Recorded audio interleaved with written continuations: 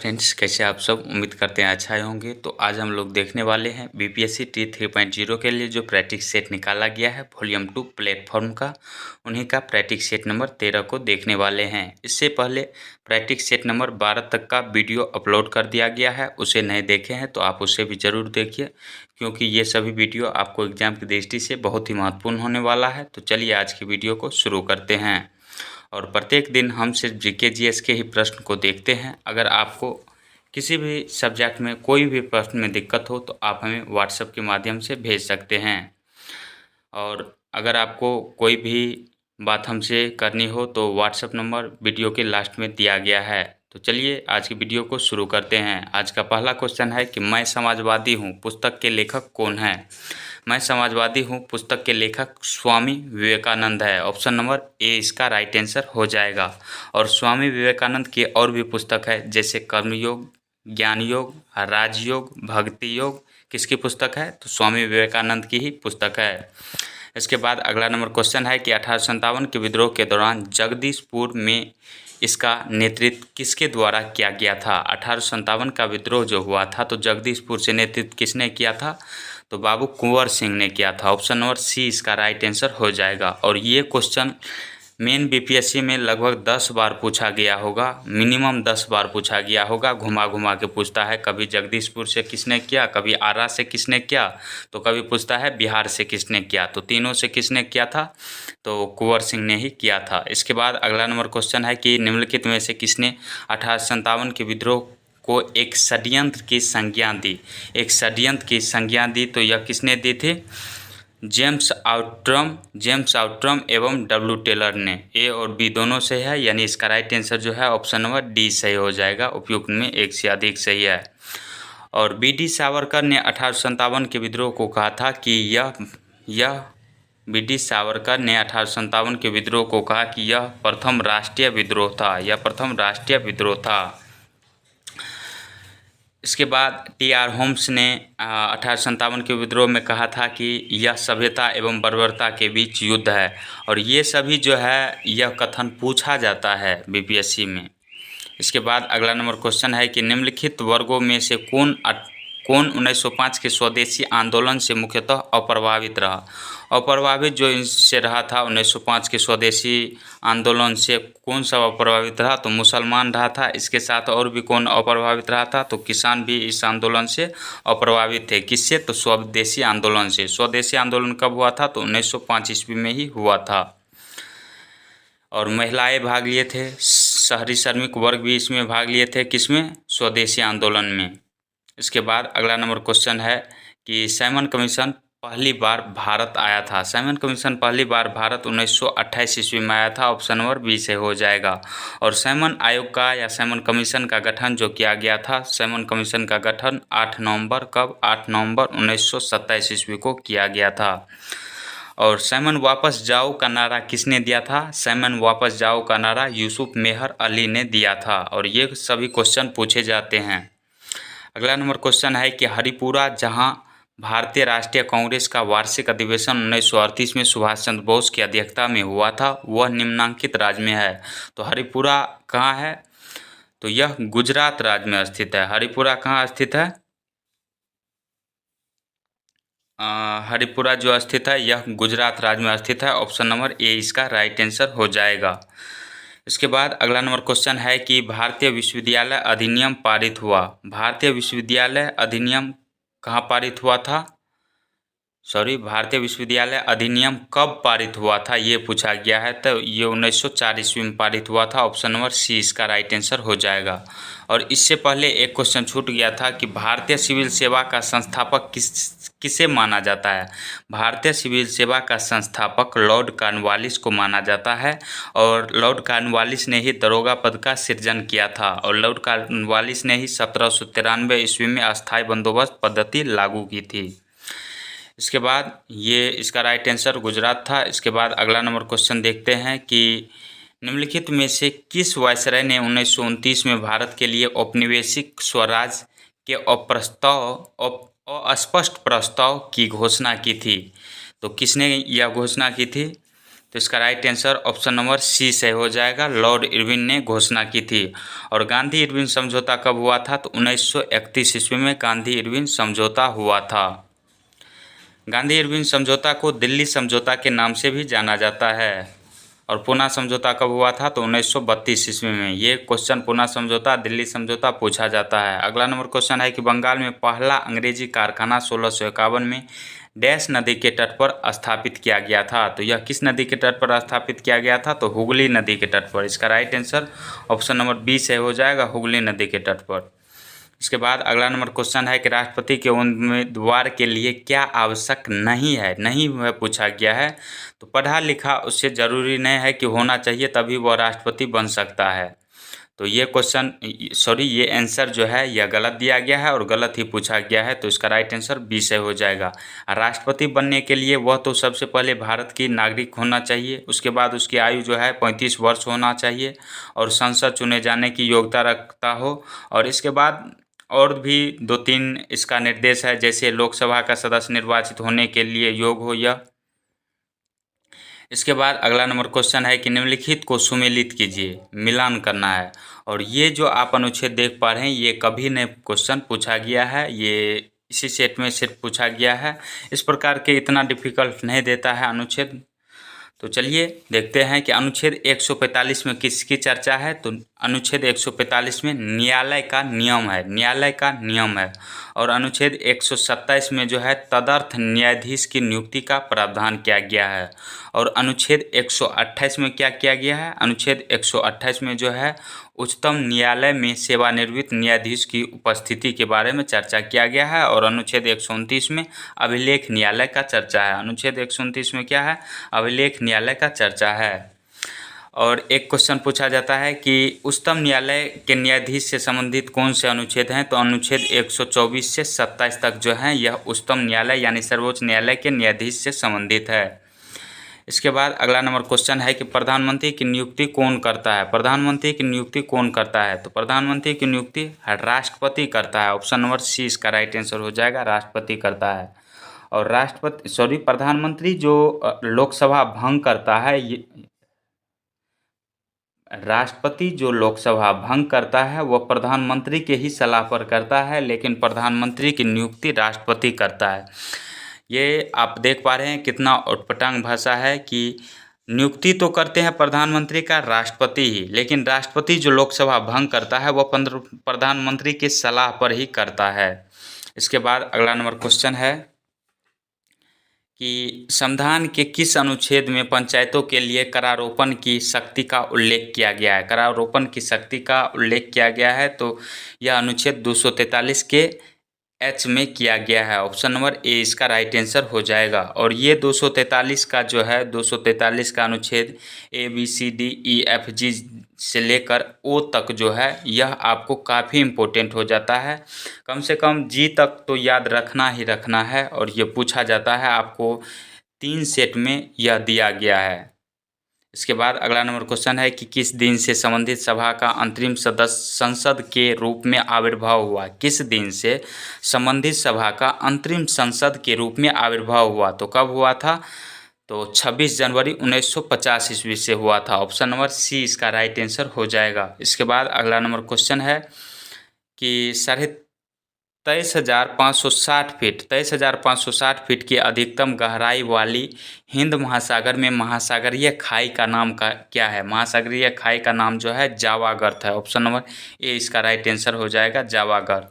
सुंडा गर्त को ही पहले जावा गर्त कहा जाता था। सुंडा गर्त को ही पहले क्या कहा जाता था? तो जावा गर्त कहा जाता था सुंडा गर्त को। और टोंगा गर्त जो है ये टोंगा गर्त कहाँ पे स्थित है?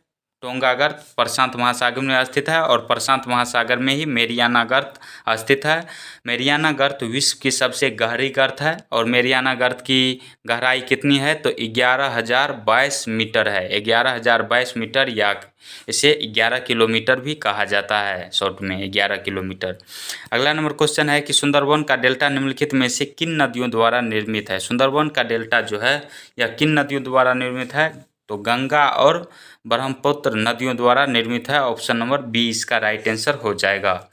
इसके बाद अगला नंबर क्वेश्चन है कि डुरंड रेखा किन दो देशों को विभाजित करती है। डुरंड रेखा जो है यह पाकिस्तान एवं अफगानिस्तान देश को विभाजित करती है। पाकिस्तान एवं भारत को किस रेखा द्वारा अलग किया जाता है, तो रेड क्लिफ रेखा द्वारा। भारत और चीन को किस रेखा द्वारा अलग किया जाता है, तो मैकमोहन रेखा द्वारा। इसके बाद अगला नंबर क्वेश्चन है कि इनमें से किस भारतीय राज्य में हेमेटाइट के सर्वाधिक भंडार मौजूद है। हेमेटाइट के सर्वाधिक भंडार किस राज्य में मौजूद हैं, तो ओडिशा राज्य में। ऑप्शन नंबर ए इसका राइट आंसर हो जाएगा। और हेमेटाइट में जो लोहे का अंश पाया जाता है वह 60 से 70% पाया जाता है। हेमेटाइट का भंडार सर्वाधिक कहाँ है, तो ओडिशा में है। बॉक्साइट का सर्वाधिक भंडार भी ओडिशा में ही है। इसके बाद ओडिशा में जो है मैग्नीज के भी सर्वाधिक भंडार मौजूद हैं। इसके बाद अगला नंबर क्वेश्चन है कि भारत और नेपाल के बीच निम्नलिखित में से किस भूभाग पर विवाद चल रहा है, तो यह है काला पानी का विवाद जो है भारत और नेपाल देश के बीच है। काला पानी कहाँ पड़ता है, तो यह जो है यह उत्तराखंड राज्य में पड़ता है। कहाँ पे, उत्तराखंड राज्य में पड़ता है। उत्तराखंड का पुराना नाम उत्तरांचल था। ये भी सेट में पूछा गया क्वेश्चन है। अगला नंबर क्वेश्चन है कि बिहार में कानून द्वारा गोवध किस वर्ष में प्रतिबंधित किया गया है। यह जो है बिहार स्पेशल में आपको क्वेश्चन घटना चक्र में पढ़ाए थे हम कि बिहार में कानून द्वारा गोवध किस वर्ष में प्रतिबंधित किया गया, तो ऑप्शन नंबर बी इसका राइट आंसर हो जाएगा कि 1955 ईस्वी में। कब, तो 1955 ईस्वी में प्रतिबंधित किया गया था। और गोवध जो है गुजरात में गोवध करने वालों को उम्र कैद तक की सज़ा हो सकती है। इसके बाद अगला नंबर क्वेश्चन है कि बिहार में बालसुंदरी, ताल, करेल एवं बलथर पद निम्नलिखित में से किसके लिए प्रयुक्त होते हैं। तो बिहार में ये सब क्या है, तो ये सब मिट्टी है। क्या है, मिट्टी है। बालसुंदरी मिट्टी पाए जाते हैं, ताल मिट्टी भी पाए जाते हैं, करेल मिट्टी भी पाए जाते हैं और बलथर मिट्टी भी। इसके बाद अगला नंबर क्वेश्चन है कि क्षेत्र की दृष्टि से बिहार का सबसे छोटा प्रशासनिक संविभाग है, तो यह है भागलपुर। ऑप्शन नंबर सी इसका राइट आंसर हो जाएगा, भागलपुर। भागलपुर प्रशासनिक संविभाग यानी संविभाग क्या होता है, तो प्रमंडल होता है। भागलपुर प्रमंडल में 2 ही जिले आते हैं, एक भागलपुर और दूसरा जिला बांका आता है। इसके बाद अगला नंबर क्वेश्चन है कि लोकसभा सचिवालय किसके सीधे पर्यवेक्षण में आता है, तो यह लोकसभा अध्यक्ष के पर्यवेक्षण में आता है। ऑप्शन नंबर सी इसका राइट आंसर हो जाएगा। और लोकसभा सचिवालय का उल्लेख कितना अनुच्छेद में किया गया है, लोकसभा सचिवालय का उल्लेख अनुच्छेद 98 में किया गया है। अगला नंबर क्वेश्चन है कि 73वें संविधान संशोधन अधिनियम 1992 11वीं अनुसूची द्वारा कितने विषयों को पंचायत के प्रशासनिक नियंत्रण में रखा गया था, तो यह देख पा रहे हैं आप 243 का जी ही पूछा गया है इसमें। तो आपको हम बताएं कि 243 का ए से लेकर जी तक कम से कम याद रखना है। वैसे एच भी इस सेट में पूछा गया है, तो आपको ये अनुच्छेद काफ़ी इम्पोर्टेंट हो जाता है। तो इसमें जो है कुल 29 विषयों को पंचायत के प्रशासनिक नियंत्रण में रखा गया है। ऑप्शन नंबर सी इसका राइट आंसर हो जाएगा। और यहाँ पे बात किया गया है पंचायत के बारे में। तो पंचायती राज दिवस कब मनाया जाता है, पंचायती राज दिवस जो मनाया जाता है यह 24 अप्रैल को मनाया जाता है, पंचायती राज दिवस। राजस्थान भारत का पहला राज्य है जहां पंचायती राज की स्थापना की गई थी। और कब की गई थी, तो 2 अक्टूबर 1959 ईस्वी को। 2 अक्टूबर 1959 ईस्वी को राजस्थान में जो है पंचायती राज का स्थापना किया गया था, राजस्थान के नागौर जिले में। और पंचायती राज से संबंधित जो है समिति जो है बलवंत राय मेहता समिति है और अशोक मेहता समिति है। दोनों पूछा भी जाता है बार बार। पंचायती राज व्यवस्था में बलवंत राय मेहता समिति जो है यह त्रिस्तरीय है और अशोक मेहता समिति जो है 2 स्तरीय है। अशोक मेहता समिति 2 स्तरीय है, बलवंत राय मेहता समिति त्रिस्तरीय है। इसके बाद अगला नंबर क्वेश्चन है कि भारत रत्न 2024 से सम्मानित बिहार के पूर्व मुख्यमंत्री कर्पूरी ठाकुर किस उपनाम से प्रसिद्ध है। तो भारत रत्न 2024 जो मिला था बिहार के कर्पूरी ठाकुर को, तो इसका उपनाम क्या है, तो इसे जननायक कहा जाता है। ऑप्शन नंबर बी इसका राइट आंसर हो जाएगा। जननायक किसे कहा जाता है, तो कर्पूरी ठाकुर को। और बिहार केसरी के नाम से किससे जाना जाता है, बिहार केसरी के नाम से श्री कृष्ण सिंह को जाना जाता है। और बिहार विभूति के नाम से डॉक्टर अनुग्रह नरेंद्र सिन्हा को जाना जाता है। इसके बाद अगला नंबर क्वेश्चन है कि अंतर्राष्ट्रीय ख्याति प्राप्त खिलाड़ी पूजा ढांडा को किस खेल में डोपिंग में फेल होने के कारण नाडा द्वारा 3 वर्ष के लिए निलंबित कर दिया गया? तो यह किस खेल से में जो है फेल हुआ था? तो कुश्ती में। इसका राइट आंसर जो है ऑप्शन नंबर बी से हो जाएगा, कुश्ती में। ये जो नाडा है, नाडा का फुल फॉर्म क्या होता है? नाडा का फुल फॉर्म क्या होता है? तो national anti doping agency, national anti doping agency. NADA का मुख्यालय कहाँ है? तो नाडा का मुख्यालय नई दिल्ली में है। नाडा का मुख्यालय कहाँ है? नई दिल्ली में है। इसके बाद अगला नंबर क्वेश्चन है कि राष्ट्रीय मतदाता दिवस 2024 का थीम है। राष्ट्रीय मतदाता दिवस कब मनाया जाता है? तो 25 जनवरी को मनाया जाता है। 25 जनवरी को मनाया जाता है राष्ट्रीय मतदाता दिवस। और 2024 में इसका थीम क्या था? तो nothing like voting, I vote for sure, इसका थीम था। ऑप्शन नंबर ए इसका राइट आंसर हो जाएगा। राष्ट्रीय मतदाता दिवस का थीम था nothing like voting, I vote for sure. अगला नंबर क्वेश्चन है कि हाल ही में किस देश में विश्व का सबसे ऊंचा राम मंदिर निर्माण करने की घोषणा की गई है? तो किस देश में घोषणा की गई है? तो ऑस्ट्रेलिया देश में। ऑप्शन नंबर सी इसका राइट आंसर हो जाएगा, ऑस्ट्रेलिया।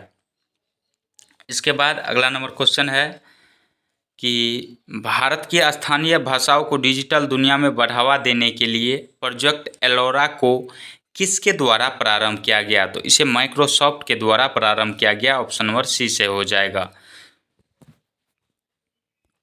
अगला क्वेश्चन है कि निम्नलिखित में से कौन सा जोड़ा सही है? निम्नलिखित में से कौन सा जोड़ा सही है? तो इसका राइट आंसर जो है ऑप्शन नंबर सी से हो जाएगा। आलू जो है, आलू बैगन किस कुल के अंतर्गत आता है? तो सोलोनेसी कुल के अंतर्गत आता है। ऑप्शन नंबर सी इसका राइट आंसर हो जाएगा। और भिंडी जो आता है, भिंडी यह किस कुल के अंतर्गत आता है? भिंडी मालवेसी कुल के अंतर्गत आता है। इसके बाद अगला नंबर क्वेश्चन है कि शैवाल प्रस्फुटन निम्न में से किसका सूचक है? शैवाल प्रस्फुटन निम्न में से किसका सूचक है? तो यह सुपोषण के कारण जल प्रदूषण का सूचक है। ऑप्शन नंबर ए इसका राइट आंसर हो जाएगा। और सुपोषण के कारण ही जल प्रदूषित हो जाता है। सुपोषण के कारण जल में विलीन ऑक्सीजन की मात्रा में कमी हो जाती है और जल के प्रदूषित होने के कारण अनेक बीमारियों में तीव्रता आती है, यानी जल्दी से फैलती है। और जल की शुद्धता जो मापी जाती है वह BOD में मापी जाती है। BOD का फुल फॉर्म आप क्या होता है? कमेंट में ज़रूर बताइएगा। अगला नंबर क्वेश्चन है कि एक संतुलित आहार में क्या पाया जाता है? एक संतुलित आहार में जो है क्या पाया जाता है? तो इसका राइट आंसर जो है ऑप्शन नंबर सी से हो जाएगा। 1/4 भाग प्रोटीन पाया जाता है, 1/5 भाग वसा पाया जाता है और 3/5 भाग कार्बोहाइड्रेट पाया जाता है। इसके बाद अगला नंबर क्वेश्चन है कि स्लग डाइजेशन में कौन सी गैस बनती है? स्लग डाइजेशन में कौन सी गैस बनती है? तो इसका right answer option number B से हो जाएगा, मीथेन गैस बनती है। और मीथेन गैस को मार्स गैस के नाम से जाना जाता है। मीथेन गैस को किस गैस के नाम से जाना जाता है? तो मार्स गैस के नाम से जाना जाता है। इसके बाद अगला नंबर क्वेश्चन है कि पारितंत्र में ऊर्जा का प्रवाह, पारितंत्र में ऊर्जा का प्रवाह निम्न किन नियमों के द्वारा नियंत्रित होता है? पारितंत्र में ऊर्जा का प्रवाह किन नियमों के द्वारा नियंत्रित होता है? तो इसका राइट आंसर जो है ऑप्शन नंबर ए से हो जाएगा, ऊष्मागति का प्रथम नियम के द्वारा नियंत्रित होता है। ऊष्मागतिकी का द्वितीय नियम क्या है? गति का द्वितीय नियम जो है ऊष्मा प्रवाह की दिशा को निर्देशित करता है, ऊष्मा प्रवाह की दिशा को सूचित करता है। कौन सा नियम? तो ऊष्मागतिकी का दूसरा नियम। और प्लांक नियम क्या है? प्लांक का नियम क्या है?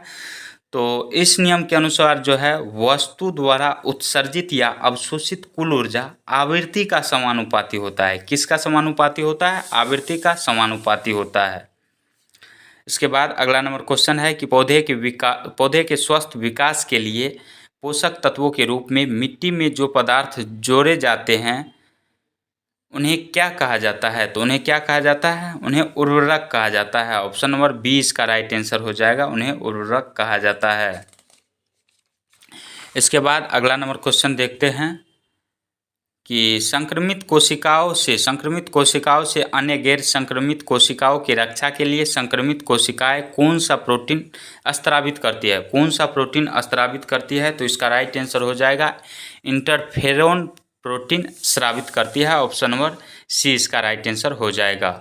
अगला नंबर क्वेश्चन है कि 100 ग्राम जल जो 60 डिग्री सेल्सियस पर है को 180 ग्राम जल जो 95 डिग्री सेल्सियस पर है में जोड़ा जाता है, मिश्रण की परिणामी ताप क्या होगा? तो इसका राइट आंसर जो है ऑप्शन नंबर बी इसका राइट आंसर हो जाएगा। और ये जो है न्यूमेरिकल टाइप का क्वेश्चन है, यह आपको सूत्र पे बन जाएगा।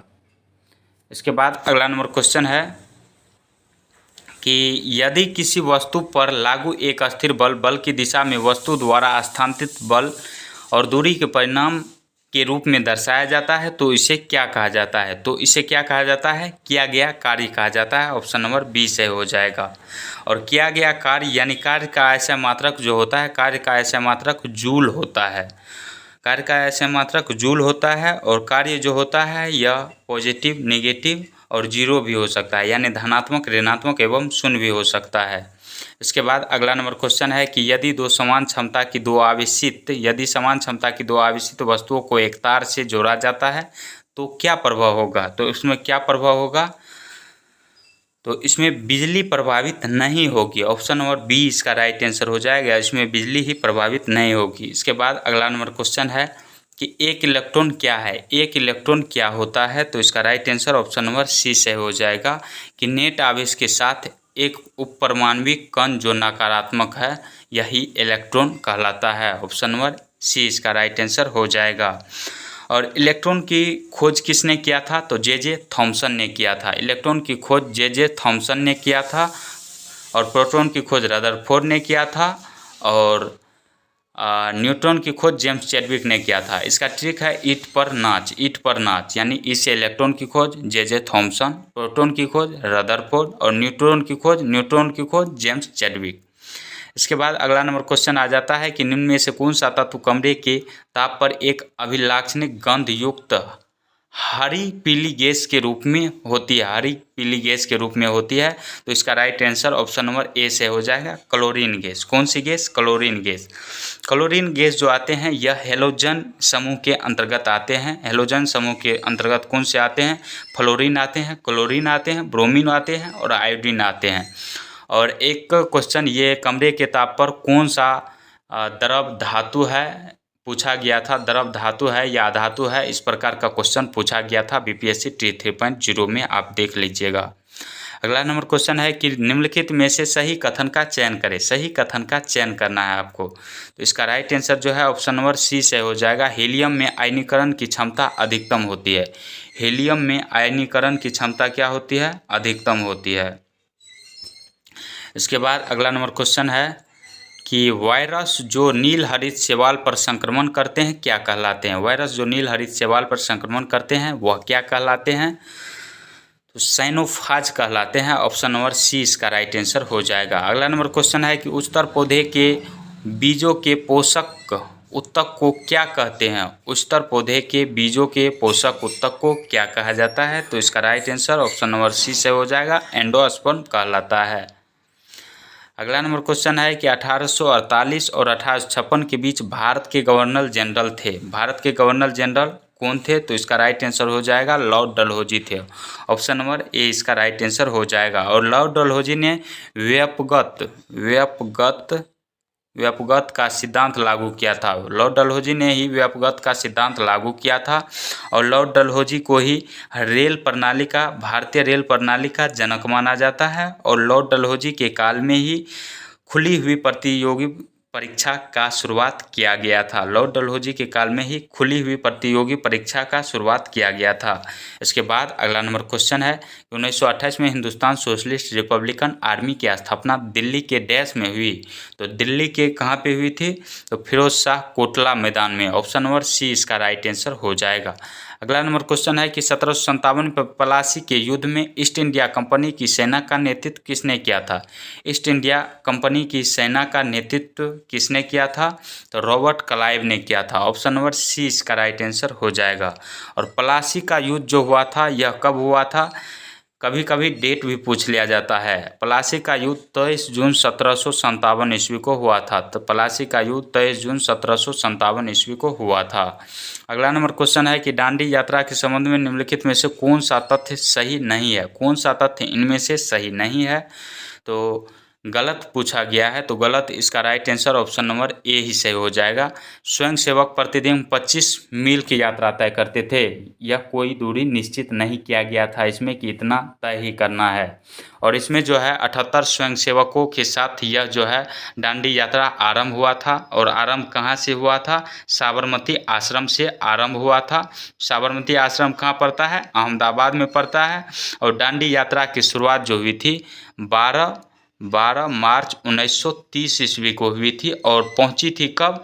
तो 6 अप्रैल 1930 को। 6 अप्रैल 1930 ईस्वी को दांडी नामक स्थान पर पहुंचकर नमक कानून को तोड़ा गया था महात्मा गांधी के द्वारा। इसके बाद अगला नंबर क्वेश्चन है कि भारत छोड़ो आंदोलन को महात्मा गांधी द्वारा अखिल भारतीय कांग्रेस समिति के मुंबई अधिवेशन में शुरू किया गया था। यह सत्र 1942 के डैश महीने में हुआ था। तो भारत छोड़ो आंदोलन की शुरुआत कब हुई थी? 8 या 9 अगस्त दोनों दिया रहता है। 8 या 9 अगस्त 1942 ईस्वी को। तो यह पूछा है कि किस महीने में? अगस्त यानी किस महीने में हुआ था? तो अगस्त के महीने में। इसका right answer option number C से हो जाएगा। और भारत छोड़ो आंदोलन के दौरान ही गांधी जी ने करो या मरो का नारा दिया था। भारत छोड़ो शब्द भी यूसुफ मेहर अली ने ही दिया था। भारत छोड़ो शब्द किसने दिया था? तो यूसुफ मेहर अली ने ही दिया था।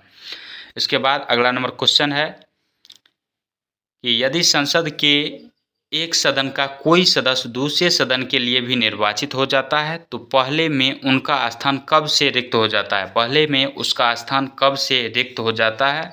तो अन्य सदन के लिए निर्वाचित होने वाले दिन से, यानी जब उसमें जो है निर्वाचित हो जाता है तो उसी दिन से शुरू हो जाता है। ऑप्शन नंबर ए इसका राइट आंसर हो जाएगा।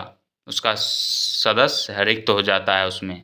अगला नंबर क्वेश्चन है कि केंद्र सरकार निम्नलिखित में से किस प्रकार की आपातकालीन व्यवस्था को लागू कर सकते हैं? केंद्र सरकार निम्नलिखित में से किस प्रकार की आपातकालीन व्यवस्था को लागू कर सकती है? तो इनमें से तीनों सही है, यानी डी इसका राइट आंसर हो जाएगा। अनुच्छेद 352 के तहत जो है राष्ट्रीय आपातकाल घोषित किया जाता है। और अनुच्छेद 356 के अंतर्गत राष्ट्रपति शासन लगाया जाता है। और संवैधानिक तंत्र विफल होने की स्थिति में राष्ट्रपति शासन लगाया जाता है। और अनुच्छेद 360 के अंतर्गत जो है वित्तीय आपातकाल लागू किया जाता है। और वित्तीय आपातकाल जो है भारत में अभी तक एक बार भी लागू नहीं किया गया है। भारत में अब तक जो है राष्ट्रीय आपात 3 बार लागू किया गया है। राष्ट्रीय आपात भारत में अब तक कितने बार लागू किया गया है? 3 बार लागू किया गया है। कब कब लागू किया गया था? 1962 में चीन आक्रमण के समय, 1971 में पाकिस्तान से हुए युद्ध के कारण, और 1975 में इंदिरा गांधी की सरकार द्वारा आंतरिक अशांति के कारण। इसके बाद अगला नंबर क्वेश्चन देखते हैं।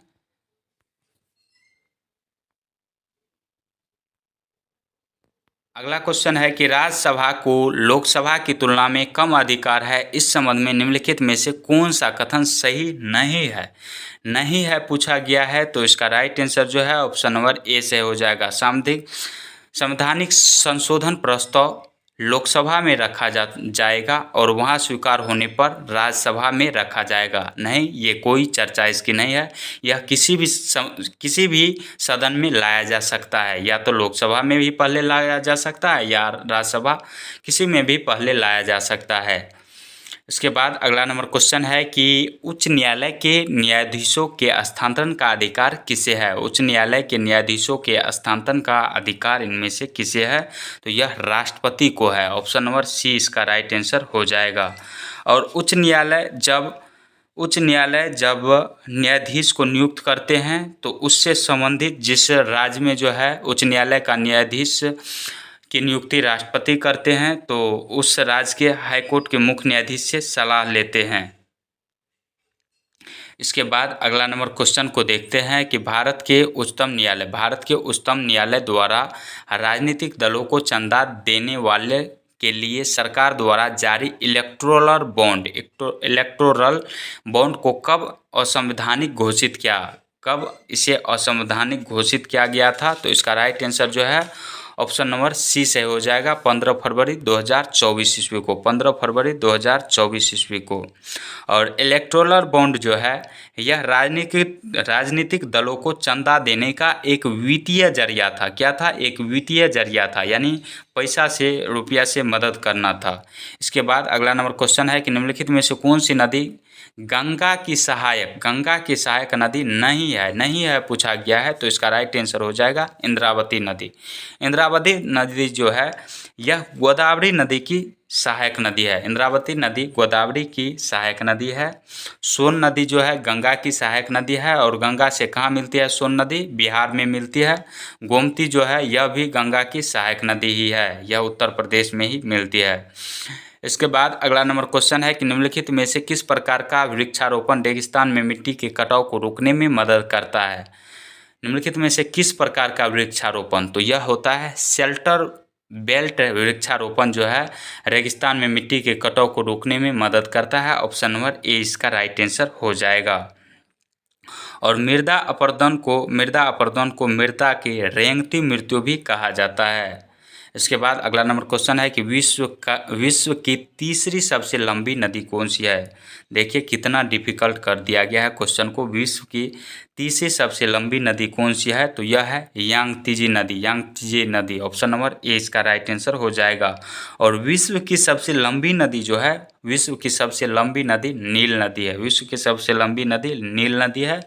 और दूसरी सबसे लंबी नदी पूछे तो यह अमेजन नदी है। विश्व की दूसरी सबसे लंबी नदी अमेजन नदी है। इसके बाद अगला नंबर क्वेश्चन है कि भारत के किस राज्य को लुढ़कती पहाड़ियों की भूमि के नाम से जाना जाता है? तो मिजोरम राज्य को। ऑप्शन नंबर सी से हो जाएगा। मिजोरम राज्य को राज्य की लुढ़कती पहाड़ियों की भूमि के नाम से जाना जाता है। इसके बाद अगला नंबर क्वेश्चन है कि बांधों और उनकी स्थिति वाले राज्यों का निम्नलिखित में से कौन सा युग्म सुमेलित नहीं है? तो इसका right answer option number C से हो जाएगा। शांति सागर कहाँ पड़ता है? यह केरल में नहीं पड़ता है, यानी नहीं पड़ता है वही पूछा गया है। शांति सागर तो कब पड़ता कहाँ है? यह कर्नाटक राज्य में पड़ता है। किस राज्य में पड़ता है? कर्नाटक राज्य में शांति सागर पड़ता है। और ये जो स्टेनली जलाशय यह तमिलनाडु राज्य में ही स्थित है। और स्टेनली जलाशय को मेट्टूर बांध के नाम से भी जाना जाता है। स्टेनली जलाशय को किस नाम से जाना जाता है? तो मेट्टूर बांध के नाम से भी जाना जाता है। और नागार्जुन सागर कहाँ पे है? तो आंध्र प्रदेश में ही है। अगला नंबर क्वेश्चन है कि भारतीय इतिहास अनुसंधान परिषद भारत सरकार के देश का एक स्वायत्त निकाय है। तो यह किसका एक स्वायत्त निकाय है? तो शिक्षा मंत्रालय का एक स्वायत्त निकाय है। ऑप्शन नंबर सी इसका राइट आंसर हो जाएगा। अगला नंबर क्वेश्चन है कि भारत सरकार द्वारा स्मार्ट सिटी मिशन कब शुरू किया गया था? तो यह 2015 ईस्वी में शुरू किया गया था। ऑप्शन नंबर बी सही हो जाएगा। इसके बाद अगला नंबर क्वेश्चन है कि भारत में कौन सी पंचवर्षीय योजना हेराथ डोमर मॉडल पर आधारित थी? भारत की प्रथम पंचवर्षीय योजना हेराथ डोमर मॉडल पर आधारित थी। ऑप्शन नंबर ए इसका राइट आंसर हो जाएगा। और प्रथम पंचवर्षीय योजना की अवधि जो थी वह 1951 से 56 ईस्वी तक थी। प्रथम पंचवर्षीय योजना की अवधि 1951 से 56 तक थी। दूसरी पंचवर्षीय योजना जो थी यह किस पर आधारित थी? तो पीसी महालनोबिस मॉडल पर। दूसरी पंचवर्षीय योजना पीसी महालनोबिस मॉडल पर आधारित थी। वही प्रथम, इसका राइट आंसर तो जो था प्रथम था, ये ए नहीं सही था, बल्कि इसका right answer option number C सही था। चतुर्थ पंचवर्षीय योजना यह किस पर आधारित था? यह आप कमेंट में बताइएगा। प्रथम पंचवर्षीय योजना की अवधि ही 1951 से 56 थी, गलती से यह टिक किया गया था। ऑप्शन नंबर सी ही सही होगा और सी ही बताए थे। अगला नंबर क्वेश्चन है कि किसी देश के सकल घरेलू उत्पाद के मूल्य को प्राप्त करना संभव है? मुद्रा का कौन सा कार्य यहाँ लागू होता है? मुद्रा का कौन सा कार्य यहाँ पे लागू होता है? तो इसका राइट आंसर हो जाएगा लेखा की इकाई कार्य यहाँ पर लागू होता है।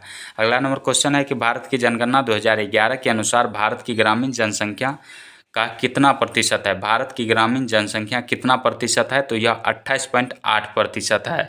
वहीं शहरी या नगरीय जनसंख्या की बात करें तो 31.2% था। यह है 2011 की जनगणना के अनुसार। अगला नंबर क्वेश्चन है कि हाल ही मार्च 2024 में प्रधानमंत्री नरेंद्र मोदी के द्वारा सामाजिक उत्थान एवं रोजगार आधारित कौन सा पोर्टल को लॉन्च किया गया है? तो कौन सा पोर्टल को लॉन्च किया गया है? इसका राइट आंसर हो जाएगा ऑप्शन नंबर ए से हो जाएगा पीएम स्वराज योजना। पीएम स्वराज पोर्टल का लॉन्च किया गया है। अगला नंबर क्वेश्चन है कि भारत का सबसे बड़ा हाईकोर्ट भवन का उद्घाटन कहाँ किया गया है? भारत का सबसे बड़ा हाईकोर्ट भवन का उद्घाटन कहाँ किया गया है? तो झारखंड राज्य में किया गया है। ऑप्शन नंबर ए इसका राइट आंसर हो जाएगा। और भारत का पहला हाइड्रोजन ईंधन उद्योग हाल ही में कहाँ बनाया गया है? तो यह भी झारखंड में ही बनाया गया। झारखंड में कहाँ पे? तो जमशेदपुर में। भारत का पहला हाइड्रोजन ईंधन उद्योग कहाँ पे? झारखंड में। अगला नंबर क्वेश्चन है कि हाल ही में न्यूजीलैंड के प्रधानमंत्री कौन नियुक्त हुए हैं? न्यूजीलैंड के प्रधानमंत्री वर्तमान में कौन है? तो इसका राइट आंसर हो जाएगा क्रिस्टोफर लक्सन। ऑप्शन नंबर ए इसका राइट आंसर हो जाएगा। और ग्रेवियल अटल जो है यह कहाँ के प्रधानमंत्री हैं? तो फ्रांस के प्रधानमंत्री हैं ग्रेवियल अटल। फ्रांस के प्रधानमंत्री कौन है? ग्रेवियल अटल है। और डोनाल्ड टस्क जो है, डोनाल्ड टस्क यह पोलैंड का प्रधानमंत्री हुआ है, डोनाल्ड टस्क। और अपना जो पड़ोसी देश है नेपाल, इसका प्रधानमंत्री कौन है? तो पुष्पकमल दहल प्रचंड है। पुष्पकमल दहल प्रचंड कहाँ का प्रधानमंत्री है? तो नेपाल का है। अगला नंबर क्वेश्चन है कि मई 2024 में यूनिसेफ इंडिया ने किसे ब्रांड एम्बेसडर नियुक्त किया है? किसे ब्रांड एम्बेसडर इनमें से नियुक्त किया है? तो ऑप्शन नंबर बी इसका राइट आंसर हो जाएगा करीना कपूर को। अगला नंबर क्वेश्चन है कि हाल ही में दुनिया की पहली एआई राजनयिक विक्टोरिया शो को किस देश ने लॉन्च किया है? तो यह किस देश ने लॉन्च किया है?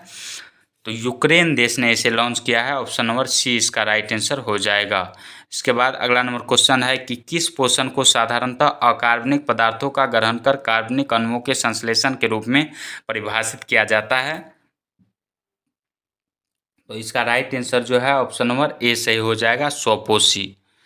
इसके बाद अगला नंबर क्वेश्चन है कि निम्न में से कौन सा ऊर्जा के गैर परंपरागत स्रोत नहीं है? गैर परंपरागत स्रोत नहीं है। तो इसका राइट आंसर ऑप्शन नंबर ई सही हो जाएगा। इनमें से ये सभी जो हैं भूतापीय ऊर्जा, सौर ऊर्जा, पवन ऊर्जा, ये सब क्या है? तो गैर परंपरागत स्रोत के अंतर्गत आते हैं। और कौन नहीं आते हैं? तो कोयला नहीं आते हैं, कोयला नहीं आते हैं। ये सब दिया गया है, ऑप्शन में सब सही है और गलत पूछा गया है, तो इनमें से कोई नहीं, इसका राइट आंसर हो जाएगा। अगला नंबर क्वेश्चन है कि बायोगैस बायोमास में किस प्रक्रिया के माध्यम से उत्पन्न होती है? बायोगैस बायोमास में किस प्रक्रिया के माध्यम से उत्पन्न होती है? तो यह अवायवीय किण्वन के माध्यम से उत्पन्न होती है। ऑप्शन नंबर सी इसका राइट आंसर हो जाएगा। इसके बाद अगला नंबर क्वेश्चन है कि उन पशुओं को क्या कहा जाता है जो पौधे और पशुओं दोनों को खाते हैं? उन्हें सर्वाहारी कहा जाता है, सर्वाहारी कहा जाता है। ऑप्शन नंबर सी इसका राइट आंसर हो जाएगा। और सर्वाहारी के अंतर्गत ही पौधे और पशु, सर्वाहारी किसे कहते हैं? जो पौधे और पशुओं दोनों खाते हैं उन्हें सर्वाहारी कहते हैं। जैसे मानव भी सर्वाहारी है, भालू जो जानवर है यह भी एक सर्वाहारी ही है। और इसके बाद जो है कीटभक्षी पौधा बहुत बार पूछा जाता है एग्जाम में, नेफेंथिस है, ड्रोसेरा है, डायोनिया है, सेरोसेनिया है, यूट्रिकुलेरिया है, ये सब क्या है? कीटभक्षी पौधा है। अगला नंबर क्वेश्चन है कि अजैव निम्नीकरण अपशिष्ट रखे जाने वाले कूड़ेदान का रंग कोड क्या है? यानी किस रंग का होता है यह कूड़ेदान? तो इसका right answer option number B से हो जाएगा, नीले रंग का होता है। किस रंग का होता है? नीले रंग का होता है।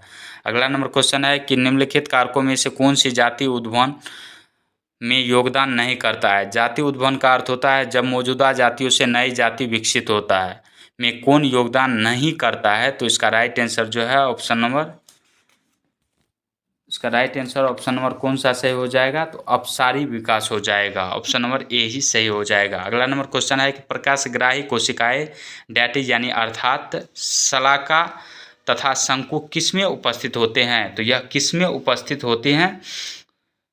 तो यह रेटिना में उपस्थित होती है। ऑप्शन नंबर सी इसका राइट आंसर हो जाएगा। इसके बाद अगला नंबर क्वेश्चन है कि निम्नलिखित में से कौन सी ऊर्जा सदैव धनात्मक होती है? कौन सी ऊर्जा सदैव धनात्मक होती है? तो इसका राइट आंसर जो है ऑप्शन नंबर सी से हो जाएगा, गतिज ऊर्जा हमेशा धनात्मक ही होती है, क्योंकि गतिज ऊर्जा यानी काइनेटिक एनर्जी बराबर क्या होता है, हाफ mv² होता है। किसी व्यक्ति का द्रव्यमान जो होता है वह कभी भी नेगेटिव नहीं होता है, और ये विवेक जो होता है यह भी नेगेटिव नहीं होता है। इस प्रकार ये दोनों जो गुना करेंगे तो पॉजिटिव ही होगा। इस प्रकार इसका right answer option number C से हो जाएगा। अगला नंबर क्वेश्चन है कि जब कोई इलेक्ट्रॉन जब किसी चुंबकीय क्षेत्र से होकर गुजरता है तब क्या होता है। कोई इलेक्ट्रॉन जब किसी चुंबकीय क्षेत्र से होकर गुजरता है तो क्या होता है, तो वेग, ऊर्जा एवं संवेग तीनों नियत रहते हैं। ऑप्शन नंबर सी सही हो जाएगा। अगला क्वेश्चन है कि कौन सा कथन सही है, कौन सा कथन सही है, तो इसका राइट आंसर जो है ऑप्शन नंबर बी सही हो जाएगा। कोल्ड गैस H2CH4 CO एवं हाइड्रोकार्बन का मिश्रण होता है। प्रोड्यूसर गैस जो होता है, प्रोड्यूसर गैस यह CO+N2 का मिश्रण होता है, CO+N2 का मिश्रण होता है। इसके बाद सिगरेट में कौन सी गैस भरी जाती है, सिगरेट में ब्यूटेन गैस भरी जाती है। कौन सी गैस, ब्यूटेन गैस। अगला नंबर क्वेश्चन है कि संतृप्त हाइड्रोकार्बन को क्या कहा जाता है। संतृप्त हाइड्रोकार्बन को एल्केन कहा जाता है। ऑप्शन नंबर सी सही हो जाएगा। अगला क्वेश्चन है कि कैल्शियम एल्यूमिनेट तथा कैल्शियम सिलिकेट का मिश्रण क्या कहलाता है। कैल्शियम एल्यूमिनेट तथा कैल्शियम सिलिकेट का मिश्रण क्या कहलाता है, तो इसका राइट आंसर ऑप्शन नंबर इसका राइट आंसर जो है ऑप्शन नंबर बी से हो जाएगा, सीमेंट कहलाता है। कैल्शियम एल्यूमेट तथा कैल्शियम सिलिकेट का मिश्रण सीमेंट कहलाता है। और सीमेंट में सर्वाधिक मात्रा में क्या पाया जाता है, तो चूना पत्थर का उपयोग किया जाता है। अगला क्वेश्चन है कि बाह्य कर्ण का कठोर लचीला भाग किसका बना होता है। बाह्य कर्ण यानी कान का जो कठोर लचीला भाग होता है वह किसका बना होता है, तो उपास्थि का बना होता है। उपास्थि को इंग्लिश में कार्टिलेज कहा जाता है, इसी का बना होता है। और उपास्थि जो बना होता है यह कंकाली संयोजी ऊतकों से मिलकर बना होता है। अगला नंबर क्वेश्चन है कि सीसी मक्खी निम्नलिखित में से कौन सा रोग फैलाती है। सीसी मक्खी के काटने से हमें कौन सा रोग होता है, तो निद्रा रोग होता है, यानी नींद बहुत आता है, निद्रा रोग हो जाता है। इसे ही स्लीपिंग सिकनेस कहा जाता है। ऑप्शन नंबर ए इसका राइट आंसर हो जाएगा, इंग्लिश में दिया गया था। इसके बाद अगला क्वेश्चन और आज का लास्ट क्वेश्चन है जीके जीएस का कि मनुष्य और जानवरों की आंत में पाए जाने वाले जीवाणु कौन है। मनुष्य और जानवरों की आंत में पाए जाने वाला जीवाणु जो है यह है इस्चेरिया कोयली। ऑप्शन नंबर बी इसका राइट आंसर हो जाएगा। तो आज का वीडियो कैसा लगा कमेंट सेक्शन में ज़रूर बताएं। मिलते हैं नेक्स्ट वीडियो में, तब तक के लिए जय हिंद जय भारत।